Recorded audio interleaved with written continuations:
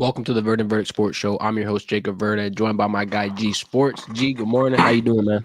Good morning, man. How you making out? I'm chilling. I got a little bit of under the weather going. I got a little bit of sniffles.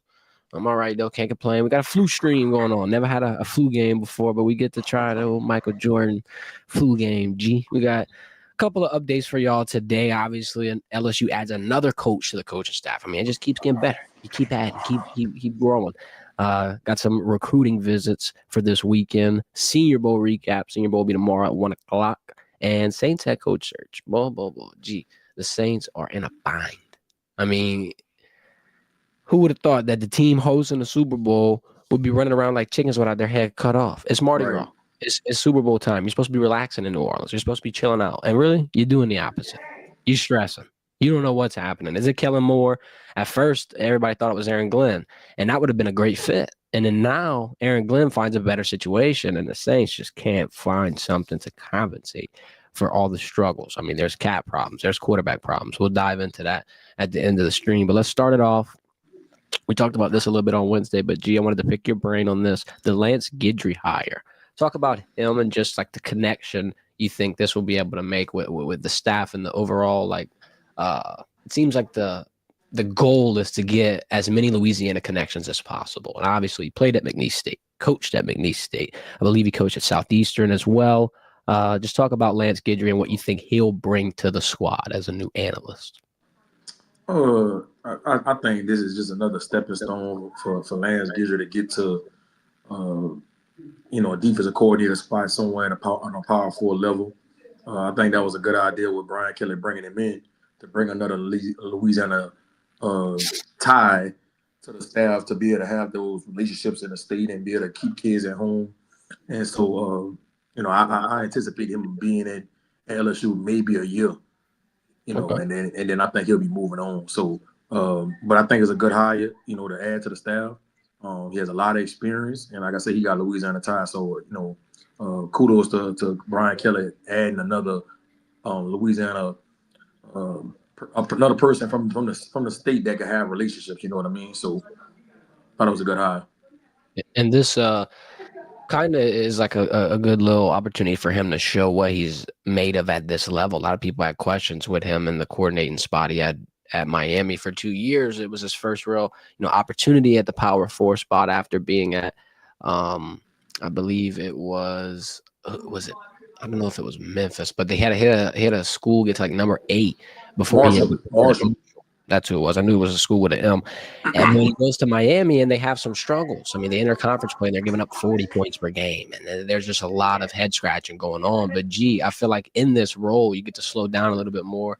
One of my main points was that he's going to be able to focus on something and not have to just be worried about everything as a coordinator normally had to have been worried about. So, I mean, it could probably get him back into that frame of being a legitimate defensive coordinator candidate. If you could do it at LSU, I think people can pretty much trust you to do it at a higher level. I mean, let's use Blake Baker as an example. I think, his linebacker coach role at LSU wound up growing exponentially whenever he hit Mizzou, and now he inevitably returned as RDC. So it could be another one of those opportunities. Sometimes you just need a moment in the right pair of eyes.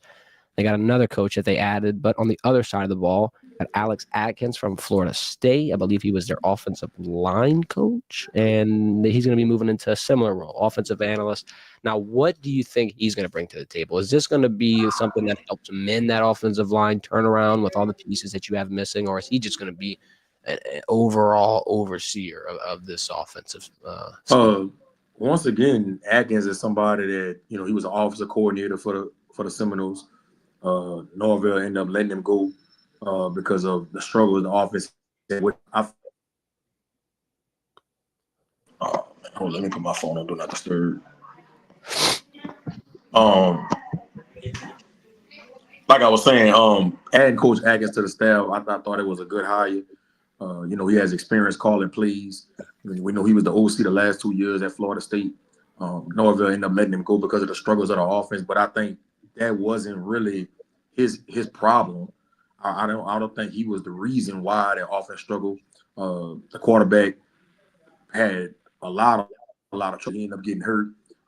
Destin Hill went down. Jalen Lucas went down. They just had a number of injuries throughout the season on the offense, and I think that played a big part into why they had so many struggles this year. So it's always good adding somebody that has experience calling plays. I'm sure him and Joe Sloan and Frank Wilson and Cortez Hankton will do a good job collaborating. And when they're coming up with the script and trying to figure out to put these players in the best position to win on Saturdays. Again, just like Lance Gidry, I think Atkins will be here a year and he'll be moving on to another school, man, to be an OC or a position coach somewhere. Do you think that they're going to be adding any more people? Like, what are these analyst roles? How are they popping up? Like, I didn't think that LSU had any coaches spots left to fill this offseason, right? I mean, how many analysts can you have? Can they hire any more? What's the? I mean, Nick Saban started this years ago at Alabama, right? He the one started hiring analysts on his staff to he was always big on having as much support staff as you can. If you remember when Bush Jones was the head coach at Tennessee, he ended up getting fired. And what did Nick Saban do? He brought him on to Alabama to be an analyst. And now he's the head coach at Arkansas State, and he's turning that program around as we speak. So, an analyst's job is to people they look at it as like, oh, you don't really have much of a role, but you do have a role.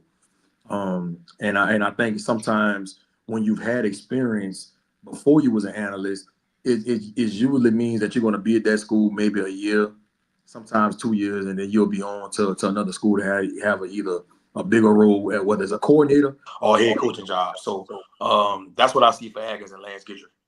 Okay, kind of like a little intern spot getting them over. We got a comment in the chat. Hakeem Batiste asking about Kalaj Cobbins. You think he's going to get in the rotation this year at outside rush backer? Man, Kalaj Cobbins, man, the edge rush from Destrehan. I was very, very high on him coming out of high school. I knew he was going to have to gain some weight if he wanted to make an immediate impact as a freshman. And from what I've been hearing, he has put on some weight and he's starting to figure it out. And I anticipate him being at least a rotational player this upcoming season. I think the future is real, real bright for Kalaj Cobbins. I just hope he sees it through. How important do you think facilitating that depth at this backer spot is? Because you've got a lot of talent, G, but you've also got a lot of talent that's kind of like on the brink of leaving, right? Perkins, Whit Weeks. I'm sure this will be their last hoorah if everything goes the way, according to plan. How do you balance getting those younger guys in on game day when you have that talented of a room? Like, I feel like that's such a weird, mix, a kind of limbo in between. Well, I mean, when you play schools like Nicholls State and the South Alabamas and the Grambling of the world, that is a time where you want to kind of get your young guys, you guys that second string, third string, in the fold so they can get some experience, right? The ones that have special talent and that kind of physically are ready, those are the guys that get to rotate in the bigger games, like the Ahmad Bros and the Dominic McKinleys. That's why they was able to play against a team like Bama and Ole Miss, because they was physically ready to go into the SEC and compete. And like I said, I think that's going to pay big dividends for the LSU defense going forward. And I think Kalaj Cobbins is somebody that I'm excited about. I mean, maybe I'm a little biased because I've been covering him since he was in 10th grade at Destrehan. I know what he's capable of, and he's a good kid, he's a good mental maker. It's just going to come down to him just figuring it out, and this spring is going to be big for him. Then we got our guy Graham in the chat, Blanche kind of seconding it as well. Harold Perkins position, question mark. Blanche popped it up saying how it's one of the biggest questions. He thinks it's star edge rusher. That's kind of what I was thinking. I thought it was star. I'm not saying it's figured all the way, but what do you think, G? Is that really one of the best spots you could put him in? And just once again, explain the star. Like it's like your nickel, but it's closer to the line. It puts you in a position to be a little more aggressive and honestly play like Harold Perkins is expected to play in the eyes of the fans. Yeah, I mean, well, look, I've talked to Blake Baker about this a number of times. Blake, he envisions Harold Perkins as a football player. He's not just an edge rusher. He's not just a person that you can put at star where you kind of use him as a rover in a sense. He's not just a Mike linebacker or a Will linebacker. He's a football player. And Blake wants to use him in different positions on the field, man. Well, it's hard for you to game plan for him. I thought last year, before he got hurt, they didn't really use him too much at edge rusher because they was trying to get him to figure out, how to play that linebacker role, because as he gets ready to translate to the NFL, people got to start understanding Blake is trying to look out for Harold Perkins. He's trying to win games. Don't get me wrong. He knows that Harold Perkins is an elite pass rusher, but also he's trying to position Harold to be able to get evaluated properly by the NFL. So when you see him putting him at the linebacker, at the will backer, or the Sam, or however he plans on using him, that is to make sure he has film that the NFL teams can see that he can translate to the NFL, because all the people that's trying to use Harold Perkins and say he's the next Michael Parsons, he's not the next Michael Parsons. Michael Parsons is 6'2", 6'3", 270 pounds. Harold is more like 6'1.5", 6'1.5", like 215, 220. So they're not the same player. Yeah, they have elite pass rushing skills and they kind of simulate in that sense, but as far as the measurables and the size is nowhere close. So people got to stop using that comparison. And I think, Blake is going to do a good job of utilizing this shit and moving him around, which is going hard. It's going to be hard for offenses to just game plan for him because you never know where he's going to be in the field. But I do anticipate him coming off the edge in certain packages and being able to wreak havoc. That aspect of not knowing where Harold Perkins is really one of the biggest benefits that LSU could roll into 2025 with, G. Because, when he got hurt, we kind of talked about it on our show, recapping it that night. That's one less person to game plan for. That's the biggest person that you don't have to game plan for now. That allows an offensive coordinator to completely focus on your weak spots.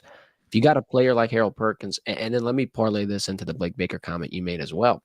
Blake's job, it's to win football games, but it's also to develop the players that he has on his roster. So when it's all said and done and Blake Baker's retired, watching TV on Sundays at home, he can say, yeah, I got him into that spot. Yeah, I got him into that spot. And it's not a personal thing like, oh, I'm the reason he's successful. No, it's the fact that you use the keys in your key ring to unlock the potential in a player that might not have saw the potential that you saw in him. And the football player comment, it's obvious. Look at what he did his freshman year. Everybody compared him to a Tyrann Mathieu, to a Micah Parsons. All game breakers. I think he still can take that step. I think, quite frankly, it might even be easier to take that step this season with Whit Weeks, with Blake Baker understanding the scheme a little bit more. And I always say this, I kind of said it when Mason Smith had to sit out for a year. It's really tough to spin these uber negatives into a positive, G. But look, if you're learning a new scheme and you get a year on the sideline, acting as another coach, acting as another analyst, if you will, with the headset, studying in the film room, extra time to learn, you might be able to hit the ground running and be that much better. It sucks. Obviously, you want to be on the field, but you got to take them when you can get them, G. I feel like this is a good little opportunity for Harold Perkins to show what he's learned and how much he's matured as he heads into this spot next year. I think it could be a really big year. And I think, too, what people got to understand, developing Harold Perkins at the linebacker position is only going to help Blake Baker and the LSU coaching staff get more elite linebackers coming into that program. Because if you don't develop Harold Perkins and utilize him the right way where he can transition to the NFL and be a high draft pick, what you think other schools going to say when it's time to recruit these elite linebackers? They're going to say, man, you saw what they did with Harold Perkins. They didn't even utilize him right. All they did is put him as an edge rusher and let him rush the passer, and it hurt his draft stock. So people got to understand how this could have a long-term effect on recruitment. Again, you do want to win games, and I'm not saying don't use Harold Perkins as an edge rusher and let him rush the passer.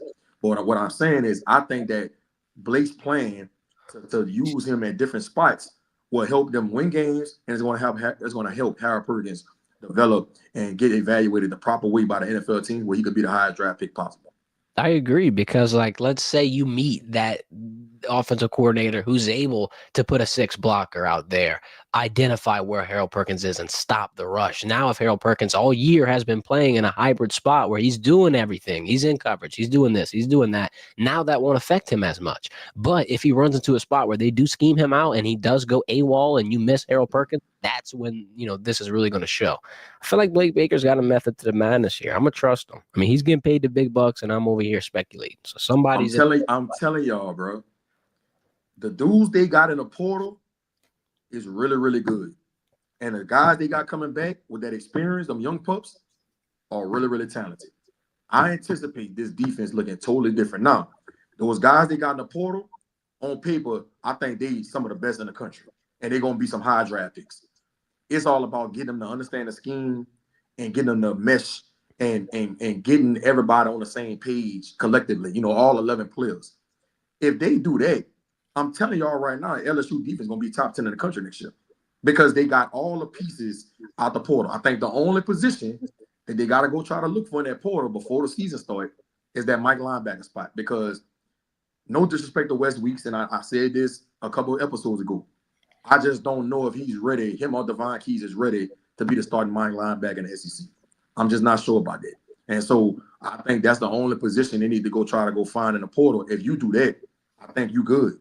I think you good. And I think Blake is licking his chops right now with all the different toys he's gonna have to be able to use this upcoming season.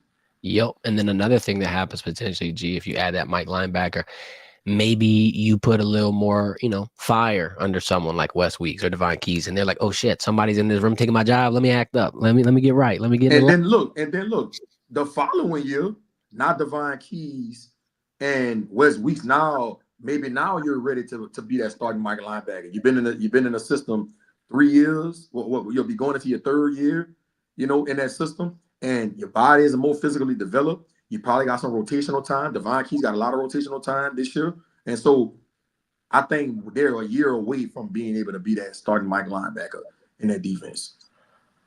And then it's really important on how you strategize this as a coach, how you get ready to put a kid into a spot. Like, I feel like it's all so calculated. Even the chemistry thing, like you said, you got to get these guys together. Like, you got to add a different, crawfish boil to the schedule or something. Like, you're always scheming on how to get these people in the best ability to win, on the same page, at 100%. Like, it's a tough scheme. I think about that with Coach Kelly all the time on game days, bro. It's like, this as a coach, you got to get your players to be better and push themselves, but also have their battery at 100% for game day. It's like, it's a combination of practice and rest and utilization, film, and like, and when you got all these new pieces, it's definitely going to be interesting. But I agree. I said a crazy, outlandish hot take a few months ago, and I think, I'm feeling more and more confident as the time goes by. I was saying I think that there's a good potential, even though we've been really accustomed to LSU's offense being explosive, that sometimes I think LSU's defense this season could be the star of the show. It's coming to be a little more realistic as the time goes. I just really, really would love to see that smash mouth football. Give me a pick six. Give me a scoop and score. Give me a shutout. Give me absolutely under 100 yards from an SEC opponent. I want to see that type of LSU football defense next season. That'll get me hyped. Let's move into the Senior Bowl talk, G. Got a lot of hypotheticals, a lot of rumors, a lot of murmurs. I'm not there to watch it. I'm just sitting here watching Twitter recap. So let me profess all my opinions with this. But Jalen Milroe, he's been getting a lot of flack, G. He's been supposedly playing a little rough, and he's not turning heads. But you know who is turning heads? And this one's funny to me, especially for the Overt and Verdict team, because our guy Jackson Dart. This summer at the Manning Passing Academy, Jackson Dart could have been the worst quarterback in college football if you opened Twitter and made your opinions based on the assumptions of everybody else. He was getting some flack, all because of one bad video, one bad pass. Everybody thought Jackson Dart was the worst quarterback. Now he's the number one quarterback at the Senior Bowl. We got Riley Leonard, a national championship appearing quarterback. You got Dylan Gabriel, someone who was a Heisman finalist. Jalen Milroe, another one. And Jackson Dart stealing the show? How much does this mean to you, G? If a quarterback goes into the Senior Bowl and has A, a bad game, or B, a good game, how much does a scout, a GM, or just any type of talent evaluator weigh that? How big of a deal is that to them? Is the pro day going to be better? I just want to gauge this Jackson Dart and Jalen Milroe comparisons right here. I don't think it takes an expert to state the obvious when you look at Jackson Dart and Jalen Milroe, and right off, you know that Jackson Dart's a better thrower of the football than Jalen Milroe. Mechanics are better, better decision maker. It is what it is. And so Jackson Dart turning heads at the Senior Bowl, it doesn't really surprise me too much. I thought he was a quarterback that could go in the top 3, maybe top 4 rounds of the draft. And so I still don't think he should be a first round pick. I don't think he's done enough on film to warrant him being a first round pick. That's just my personal opinion. I could see somebody taking a chance on him in the second round with the Senior Bowl, the way he's doing at the Senior Bowl practices. whatever he does in the game, nobody's going to care because everybody knows that they do a lot of vanilla things on defense. So he can throw for 300, 400 yards. I mean, it'll look good. It'll look sexy, but all the NFL scouts and all the NFL personnel will be gone. They leave. I think they leave. They left yesterday. A lot of them left yesterday. A lot of them didn't stay for the game. So anybody that follows the Senior Bowl, the practices is where you make your money at, not the game. And so he's been turning heads. And you know, Jalen Murrow. I mean, we knew this that mechanic wise, he wasn't the best. He's very athletically gifted, and I think that one more year under Kellen DeBoer would have probably did him some good. It is what it is. He decided to come out, and I thought it was a good idea for him to come out because they had him the third best quarterback in the draft. So why would you come back, right? Because all you could do is hurt your stock even more. I think Jalen Murrow is going to have to just test really, really well, and he's going to have to really knock it out the park for his pro day. And I think he could still end up being a second or third round pick. I think first round pick for Jalen Murrow probably is out the question, unless a team just falls in love with him and they think they can fix his mechanics right away. I don't anticipate him going in the first round, and I still don't think Jackson Dart goes in the first round. The Jackson Dart first round hype definitely surprised me. Didn't have that on my radar or my bingo card going into the Senior Bowl week. And like I said, I guess kind of the beginning of the segment when I was bringing up that video, it's just like my point is you see one little tiny moment and everybody blows it out of proportion. And this could damn well be another one of those moments getting blown out of proportion. I mean, let's even dial it back to something completely different. But Zach, maybe even Anthony Richardson hitting the roof of their pro day with their big, tall, arcing football pass type of stuff just might be not worth it, not substantial enough. And like you said, maybe the film is lacking to a point where it's just not going to tip the scale. We got Blanche in the chat talking about Milroe, fourth in the draft. Last he heard, always people digging for fool's gold. I'm going to put that point. I agree with that. And I'm going to put that point on Jackson Dart as well, too.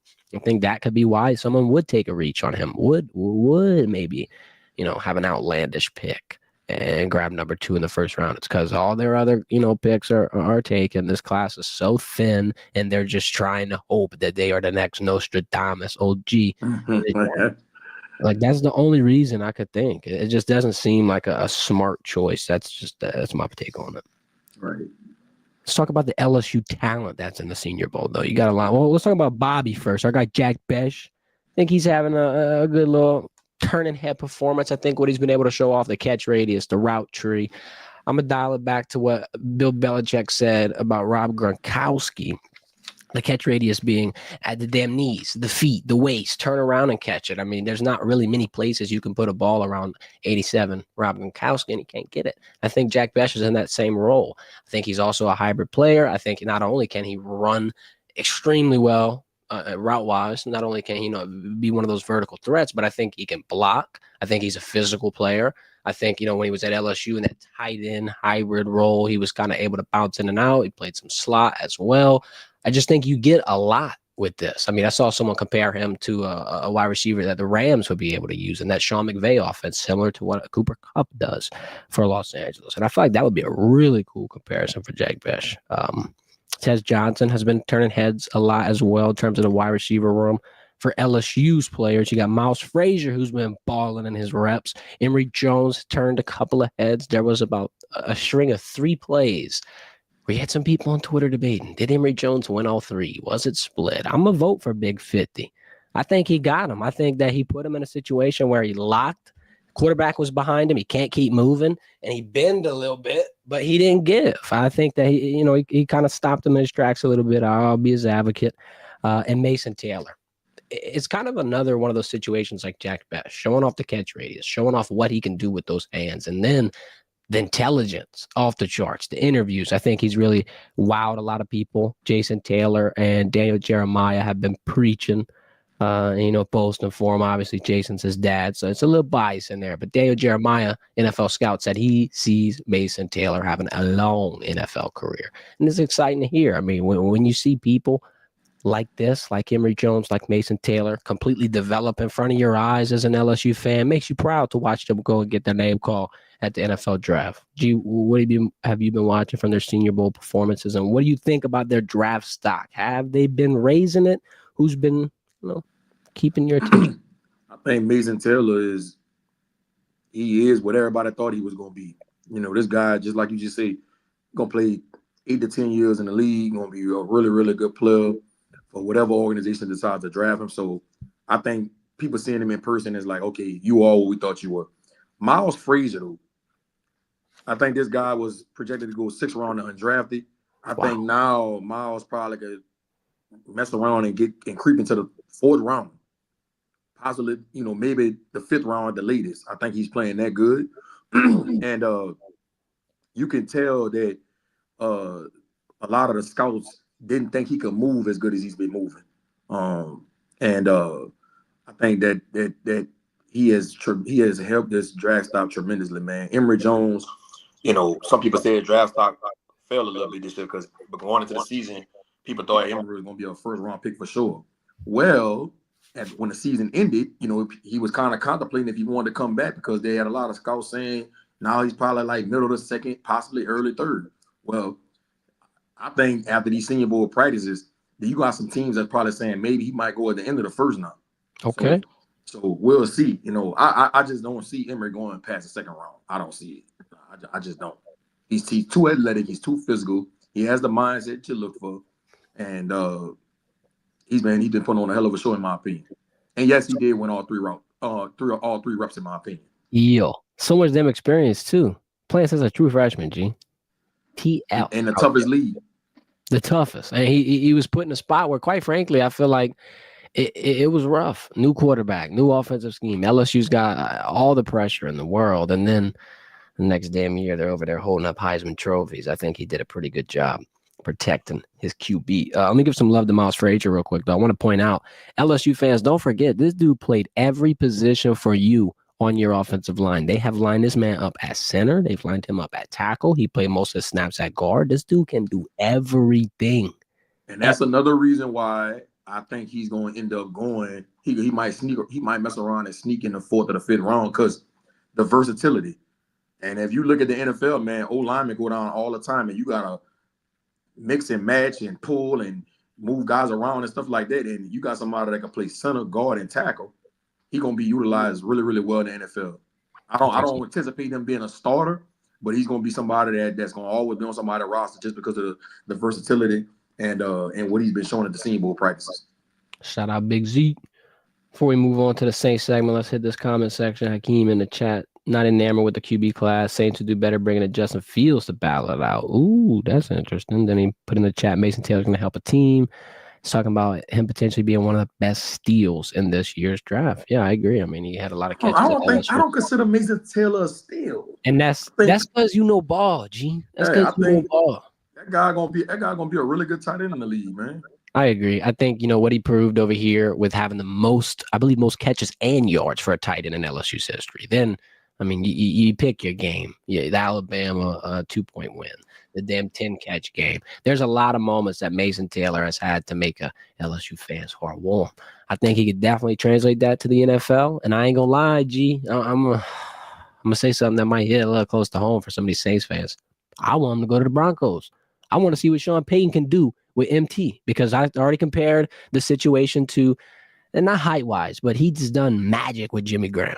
Number 9, Drew Brees, and number 80, they were connecting a lot.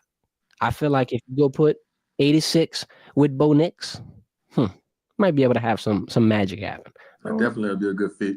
They got the Colts, too. The Colts need one, but the Colts are probably going to draft one quick as hell. And then the Anthony Richardson situation's going on. So, I don't know. I think the Broncos is the best fit for my guy, but we'll see how it plays out. Let's talk about the Saints, G. Oh, Lord. We still don't have this figured out. I mean, what's going on? It's like we got a name in the hat, and the hat got a hole at the bottom, and you keep shaking the damn hat up, and all the names falling out, nobody left. And I don't know who you can hire. Can you hire Rizzy? Can you hire Kellen Moore, the Eagles guy? Is this even working? Just talk to me, G. I probably got a better job of landing a Saints job at this point. Nobody wants it. And with good reason, bro. We talked about it. The salary cap, the Derek Carr situation. He don't want to take a pay cut. How Mickey Loomis continues to kick the can down the road with restructuring and putting these guys money on the back end of their deals, and they just keep coming back to bite us after each year. It's dysfunction. It's dysfunction, and that's why so many people passing on it. You know, I've heard that Kellen Moore wants to be a head coach really, really bad. That's why he's considering taking it. But now I heard this morning that he might not even end up. He might end up changing his mind about trying to pursue this job. It's taking way too long. That just go to show you like the indecisiveness with this job. And I think Rizzo gonna end up getting it. And that's who Alvin Kamara and Cam Jordan want. They want anyway. And so I just think Saints fans need to understand something, bro. We don't have a shot in hell of being relevant next year. I don't see it. I just don't see it. Our best players are getting old. We have no money to go get a key free agents. We picking ninth in the draft, so you're not gonna get a top 10 quarterback. I've been hearing rumors that they might trade up to get the number 1 pick, but Carolina got the number 1 pick, right? I thought it was. Well, I know the Titans are up there. The Titans. I'm sorry, the Titans. Yeah. The Titans got the number 1 pick, and so I'm hearing that the Saints are trying to trade up, but the Titans won't swap picks. They want a 3rd round pick this year. They want the 1st round pick next year and a 2nd round pick next year. I just think that's too much to give up. What, they want the Superdome too? I mean, damn. They want Copeland's. They want it all. Bruh. Give them Popeyes. We're in shambles, bro. We're in shambles as an organization right now, and it's unfortunate. Whoever ends up getting this job, they got a lot of work ahead of them. It's really mind-boggling to me on the state of the organization right now. And a lot of people was giving Sean Payton flack for leaving a couple years ago. I think he's seen this coming. I think he's seen how Mickey Loomis was managing the roster and managing these contracts, and he knew it was going to be tough, especially with somebody like Drew Brees retiring, and it's a quarterback-driven league. I don't know what we're going to do. That hurts.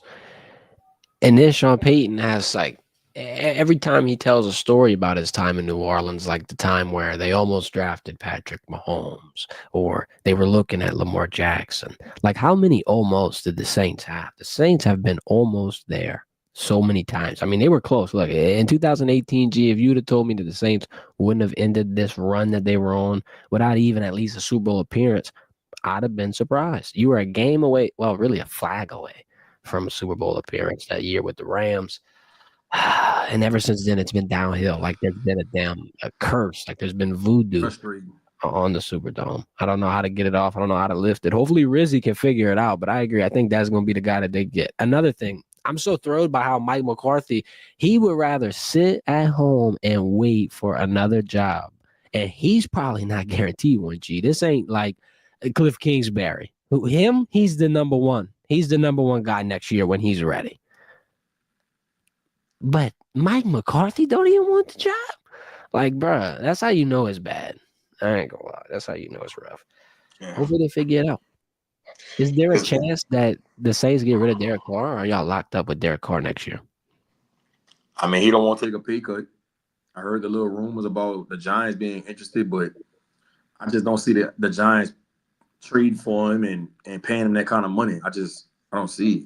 So I don't know, bro. I don't know. I don't know what it turned to. We gotta hope something extravagant happens in this off season for us to be able to upgrade that roster. Like, and we got so many holes. We need a tight end.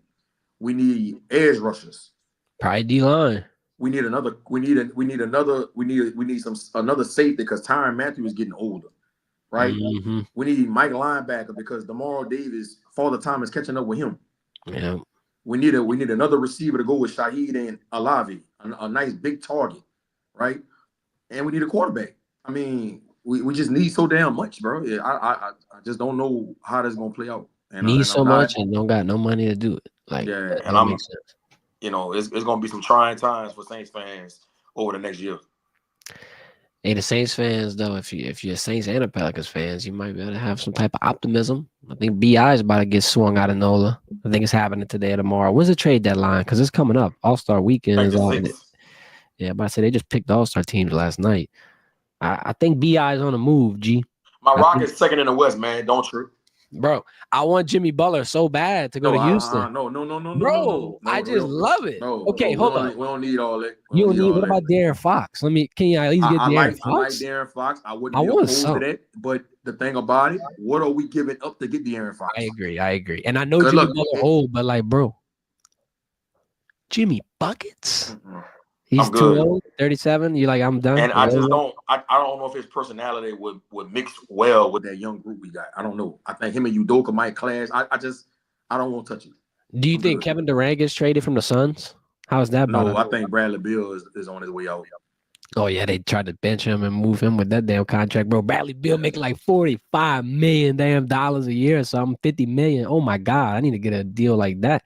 All you gotta do is shoot. All you gotta do is stand up and shoot at this point. All right. Before we get out, one more question. G got Graham in the chat. He popped one in. He snuck one in there. Starting 3 wide receivers for LSU next year. All right. This is my guess. I'll let you go. That's a good question. I'm gonna go Nick Anderson, Chris Hilton, Aaron Anderson. Wow. That's my 3. What you got?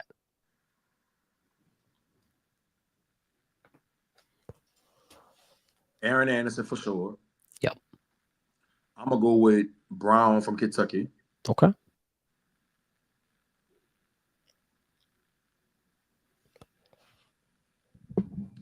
I want to say Chris Hilton. Yeah.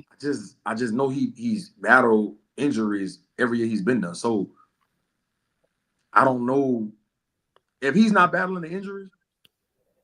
I'll go Chris Hilton, Aaron Anderson, and Brown from Kentucky. Okay. If he is battling the injury, I'll go Aaron Anderson, Brown, Colin Billiard. Ooh, Try Paris. Stand up. Maybe call me biased all you want, but I'm telling y'all right now, Colin Billiard has been putting in a lot of work this offseason. And I'm telling y'all right now, y'all gonna see a different player than you saw his freshman year. And I know y'all didn't see him get in the game, but as far as practicing and during fall camp, the coaches are going to see a different player this upcoming season when the spring comes and the summer and the fall camp. You're going to see a different player. So I think Colin Billiard for sure at the least will be in the rotation. He's putting in that kind of work, and the coaching staff is very excited about his upside. Shout out Colin Billiard, man.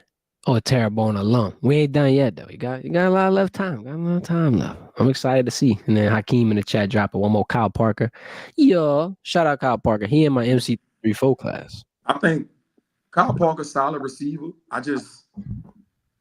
They got too many receivers that's similar like that on the roster, like Aaron Anderson, Xavier Thomas, Marion probably. Jelani Watkins, even though he played more than like Jelani Watkins. I just don't know if Kyle Parker will get that many reps at the Z position. I just don't know. I don't know. It just, it's too many receivers on the roster that's very similar to him. Yeah, solid player though. Solid player. I like Kyle Parker. He got a lot of opportunity there in spring, and then I saw Aaron Anderson take that leap. Mm-hmm. Aaron Anderson took that leap, and then they plopped him into there. Because it's one of those things. It's like you can't keep Aaron off the field. Not a lot of people understand how big of a game breaker Aaron Anderson really is. And I think the more opportunities he gets, the better it's going to come. Like that Nick Saban comment when he was saying how he's going to play a lot over there at Alabama at that point when he had first transfer. That is game recognizing game to the in its purest form. That's Flowers right there. Nick Saban was literally talking about implementing him into his offensive scheme as of that year. I feel like that just goes to show what we are potentially about to witness with numero uno. Give him 7. Give him 7. I don't know who's getting it. You said hanging up. It's probably gonna happen. I ain't gonna lie, because I don't know who gets it. They're all so damn young. Shit, put it on the shelf. To get it. Put it on the shelf. Put it on the shelf. I'll keep it warm. You can put it on me on the sideline. I'll take some snaps with it. Appreciate everybody for joining the stream. Hope y'all have a good weekend. We'll be back live again on Monday. Y'all hit the thumbs up on the stream, hit subscribe, and follow G on Twitter or X at G_sports. Appreciate you stopping by, G. Y'all have a good